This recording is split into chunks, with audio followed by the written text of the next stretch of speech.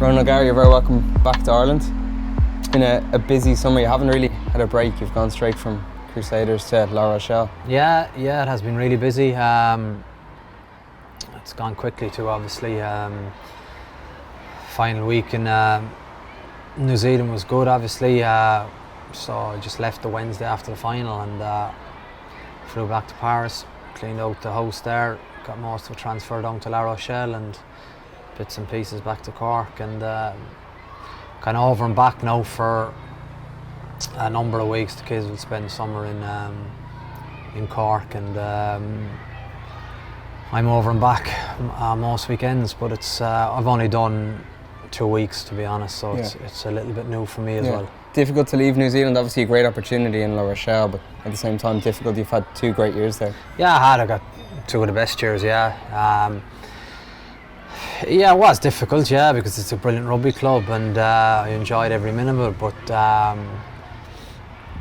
there comes a time, I suppose, when you want to have a go at something else, and you could stay there in an assistant role for a number of years, and it is very fulfilling, but I think there was always some bit of me that wanted to have a new challenge, and La Rochelle will be a hugely exciting challenge with obviously a number of possibilities. Yeah, your future was obviously the subject of much speculation around the end of last season, the European season, a row with the French World Cup squad, and all this was kind of being talked about. But what kind of attracted you to La Rochelle? And you talk about job spec a lot. So it was the fact that I kind of in my head I kind of love coaching rugby, but a lot of it now has been coaching the backs or coaching defence, but La Rochelle I'm going to coach the attack, so I think it'll give myself a better idea what I want to probably specialise in going forward. And then obviously if you're the head coach you need to get the global vision right, so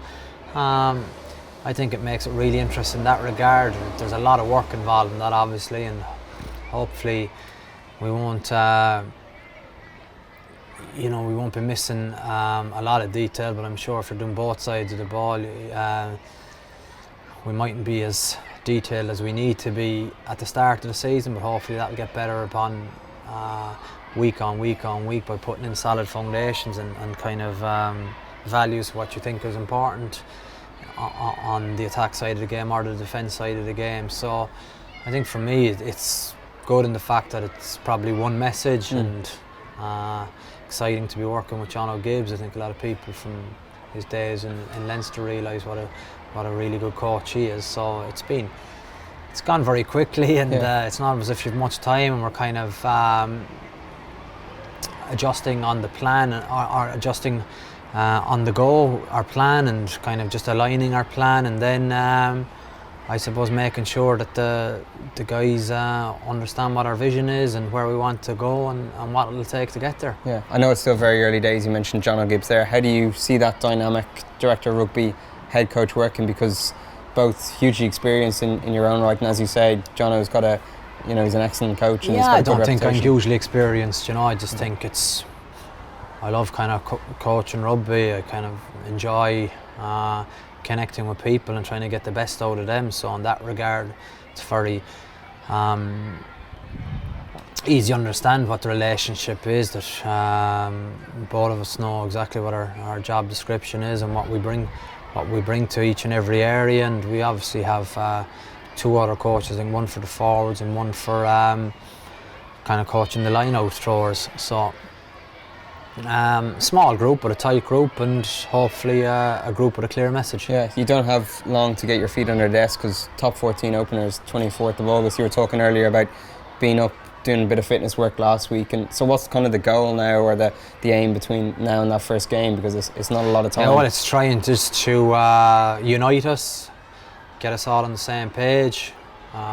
We've essentially started from scratch, so like even our basic language and vocab has changed from last year, so making sure we become familiar with a really basic calling structure and applying that to both sides of the ball. And I think with that you kind of have to make sure that there's an enjoyment factor, otherwise the players won't enjoy coming in every day. And I think that was the great thing about the environment in the Crusaders. It was a very enjoyable environment, so you can't replicate that, but you can do your best to make it an enjoyable place to come. Yeah, the language barrier is another thing that you... Yeah, it's difficult, obviously, very difficult, because it's we're all capable of speaking French, but you don't speak it like a native, and they speak extremely fast and extremely probably accurately, and there's a mixture of all of our abilities to speak it and understand the French language, and some people are good at understanding and other people aren't, so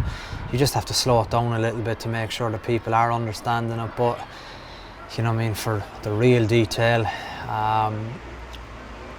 sometimes rugby in English is difficult, so it's doubly difficult when you have the English and French and you have to wait for translation, and you're getting players getting agitated potentially because they feel like that they're not being heard or they're not being respected. So that is a challenge, but along with plenty of other challenges, it's something that it's okay if it's a challenge, it's not okay if it's an excuse. Yeah, you've consistently said over the last 7 years that you wanted to go down the route of going abroad and broadening your horizons. It probably would have been easy to stay in Ireland or in the Munster setup and go through that route, but you've always said that you've wanted to do the opposite, I suppose, and go abroad. No, I never really said anything about that. It just seemed very natural for me. Yeah. I just thought that, I think it's very different playing. It's a time of your life that I don't think you'll ever get the same enjoyment from, especially with the teams I play with. They're bloody great teams with great support and huge recognition for that. But I think once you go into a different career, you got to start somewhere, and I think for me it was easier to start outside of Ireland and understand or not understand what's involved in these careers. And the time has flown by, but I think the key point I'll make to people is that I've enjoyed the journey immensely. There's no kind of finishing point for me. And they might say, well, no, you want to finish up in Munster in Ireland.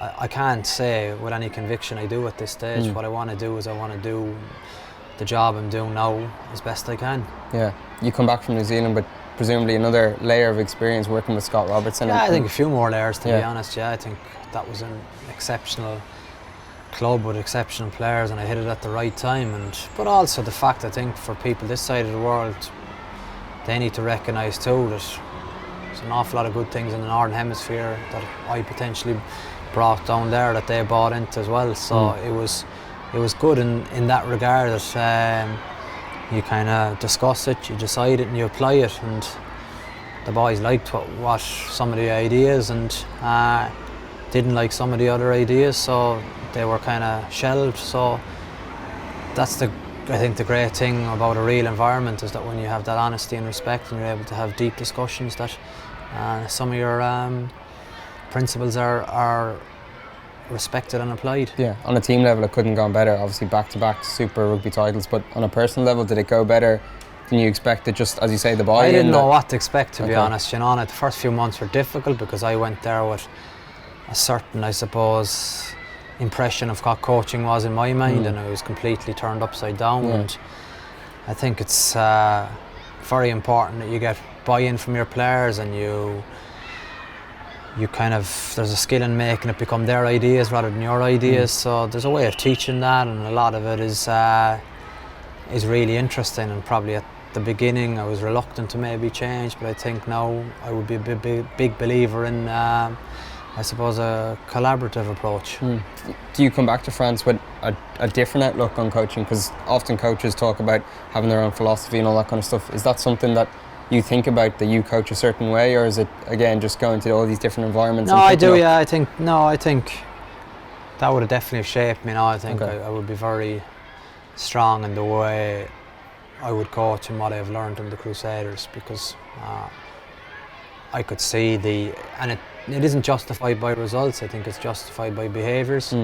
So I would see how certain players react, and I would also see the power of a united squad and a united group. So I think that's very important in terms of how you deal with everyone. It's not only the people that start your game or start as your first choice 10 backs. I think it's really important that you place a value on everyone, and that would be a strong, I suppose,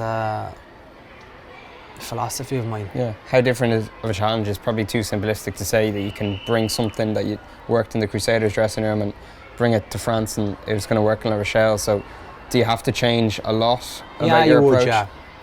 Yeah, obviously the biggest mistake is you try and, because it's so good, but trying to remove lock, stock and barrel what you learned down there and try and transfer it into a French dressing room. You've no chance. Yeah. So you got to pick little bits here and there and hopefully make them work, and then they can see, whoa, yeah, this guy's interesting. So give him a chance and see what see what more he can bring. Yeah, we spoke earlier about Champions Cup and Rochelle back in the competition this year, so that's big in that sense for them. But you kind of want to, you know, drive into them how big that competition is in the Northern Hemisphere? Yeah, I'd be trying to drive performance, I think, as opposed to competitions. I think, I mean, the rugby ball doesn't know what competition it's playing in. So from that point of view, I think I would be big on kind of driving behaviours and driving values and driving standards. So I think from that point of view it makes it very interesting. But I suppose the difference between good and great players is consistency of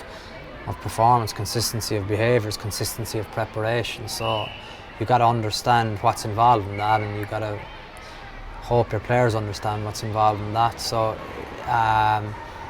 in that regard, there's a bit of understanding involved, but it's not too complex. Yeah, a lot of this as well, it comes back to your family, and they've been on this journey with you and travelling around the world.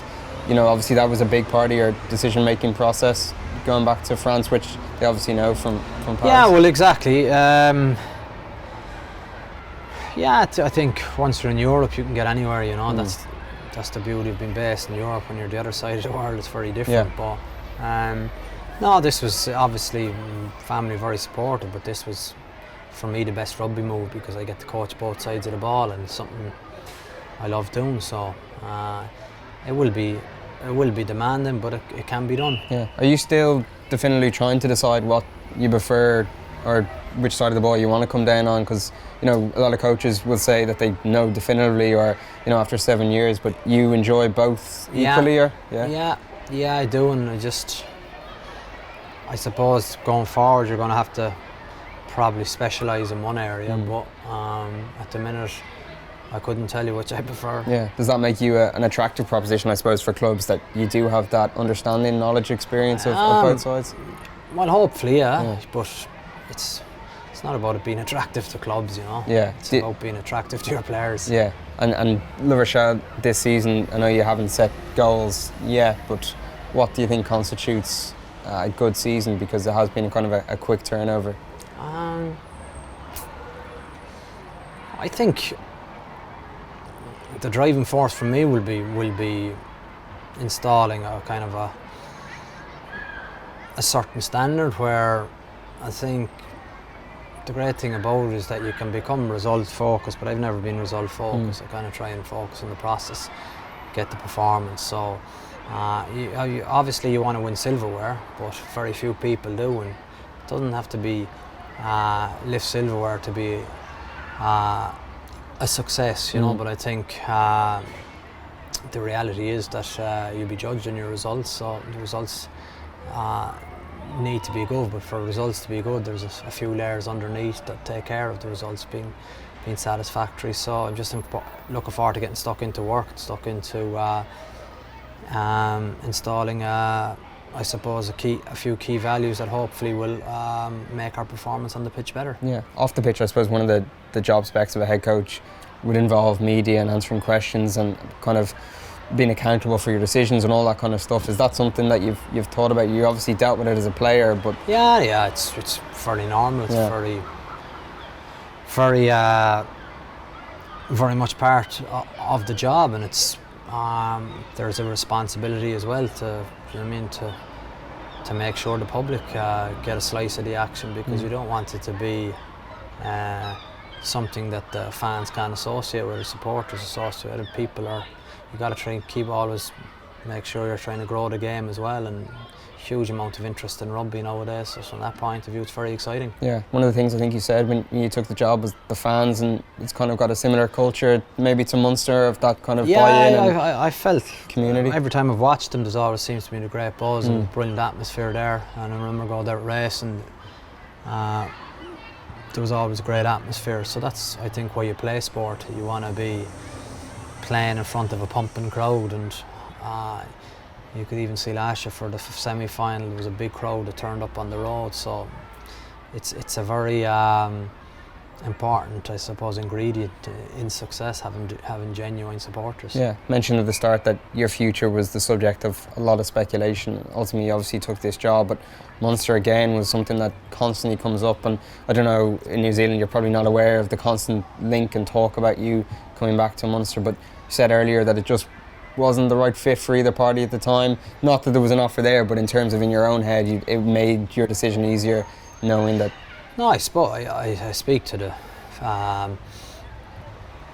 big bosses in Munster, not regularly, but they have the decency to sound you out. But it was a really good conversation. But from my point of view, it was nothing was going to come of it. So you just hold that conversation for a time that you want that conversation. You don't have a plan in your head. Is it something that you're just enjoying the journey? Yeah. This sport is so ruthless. You just got to get the now right, otherwise there won't be a tomorrow. Yeah, looking forward to the season as a whole and I back can't in European wait. rugby. Yeah, it'll be brilliant. Yeah, I just think that's what you get involved for, the absolute enjoyment you get out of seeing players you coach get better. Yeah, that's the fundamental goal of mine. Yeah, 24th of August is obviously the opening top 14 game. Is that the date circled in your diary now? And 25th now, because we play on a Sunday. 25th. I should have checked that before. Claremont away. It's a tough opening assignment, isn't it? Of course it is, yeah, but it's an opportunity as well. It's going to be an incredible atmosphere. Round 1, top 14 on a Sunday. Stade Michelin full. That's what you do it for. Correct. Brilliant. Ronan O'Gara, thanks a million. Cheers. Cheers, thanks a million. Right. Come on.